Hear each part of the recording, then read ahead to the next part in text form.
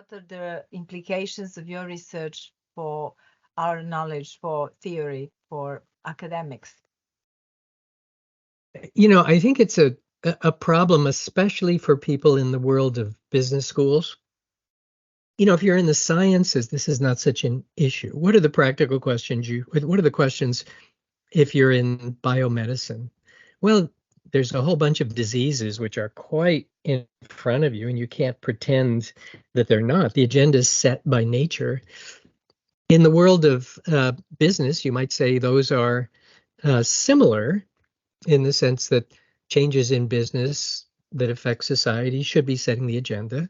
In the field of human resources, that has not been true for a long time, I'm afraid. That what happened after the 1980s, starting in the US, and we have a way of spreading whatever we're doing around the world, good or bad, is that with the collapse of unions in particular, that function that had been at the board level disappeared.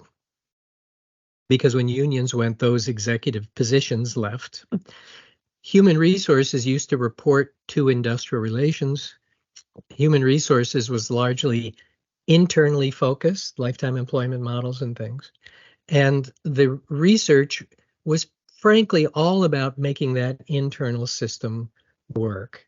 How do we test people carefully to hire? How do we figure out how to promote? How do we build succession plans? All that kind of stuff.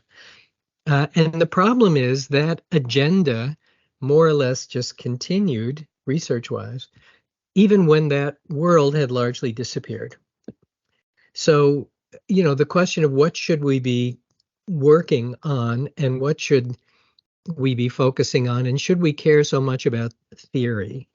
I think in human resources, the problem for human resources as a topic area is that it is the preserve of still largely of psychology, although let me tell you, the labor economists have taken over.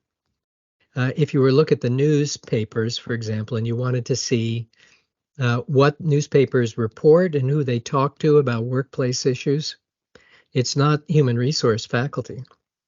Even on human resource topics, it is economists largely. And why is that? Because they're looking at what's happening in the world right now, and HR people are worried about theory.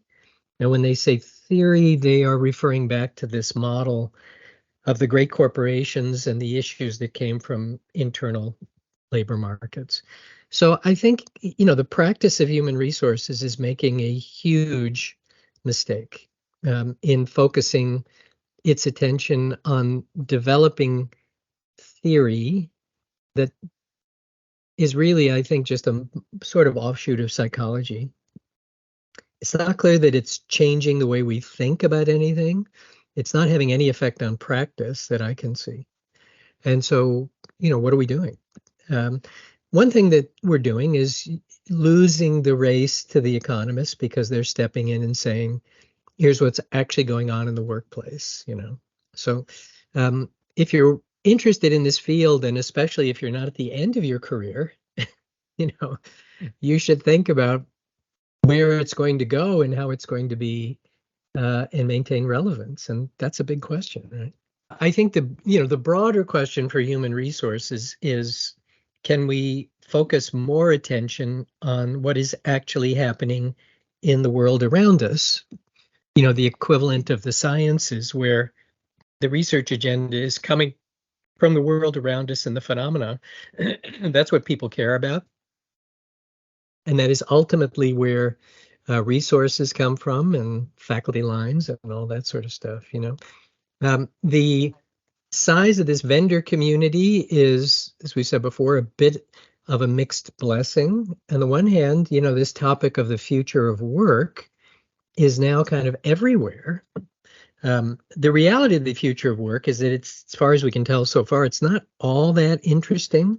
It's not clear that everything is up in the air the way the industry seems to think it is, right?